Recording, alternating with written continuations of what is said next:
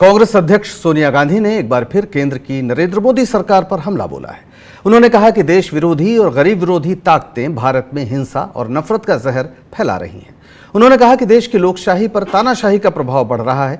देश की बुनियाद रखने वाले नेताओं ने कभी न सोचा होगा कि आजादी के 75 साल बाद संविधान और लोकतंत्र खतरे में पड़ जाएगा, क्योंकि बुरी सोच अब हावी हो रही है।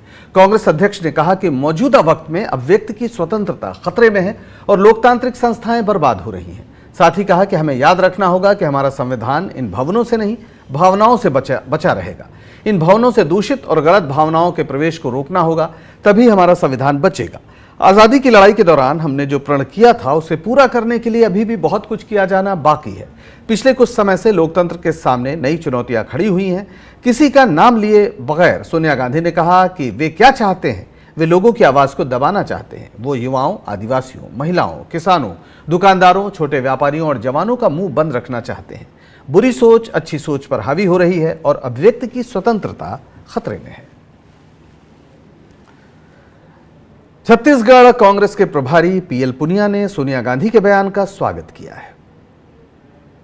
सरकार है वो जिस तरह का माहौल बनाए, जो देश को, समाज को धर्म जात के आधार पर बांटने का काम कर रही है, जो घृणा फैला रही है, जो अपनी आवाज उठाने की कोशिश करता है, उसका दमन करने का प्रयास करते हैं, उसकी कोई सुनवाई नहीं होती। अगर कोई बात कहता है तो उसकी सुनवाई भी नहीं होती। और संवैधानिक व्यवस्था जो स्थापित की गई है, उस संवैधानिक व्यवस्था में ये कोशिश करते हैं कि सामान्य न्याय जो उपलब्ध होना चाहिए वो भी ना मिले।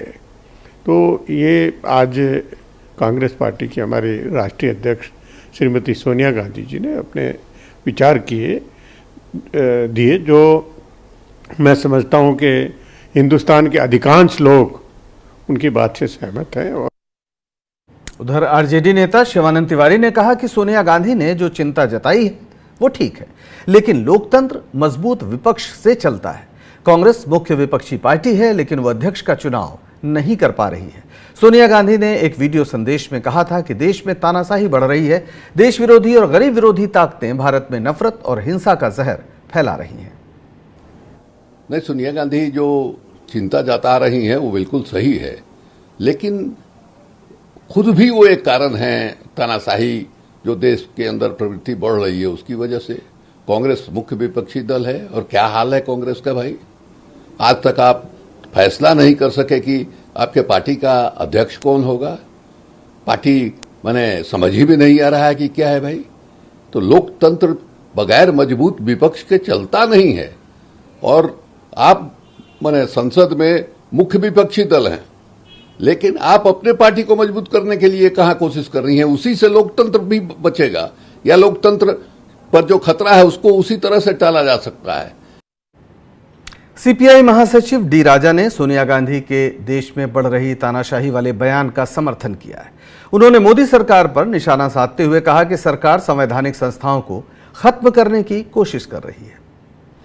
Whatever she has said, there is a point. It is not Madam Sonia Gandhi alone. We have been saying, the left parties have been saying, there is a threat to the very constitution of the country, and democracy is undermined, parliament is undermined, and they are trying to impose the monolithic, illiberal, sectarian, communal, fascist agenda.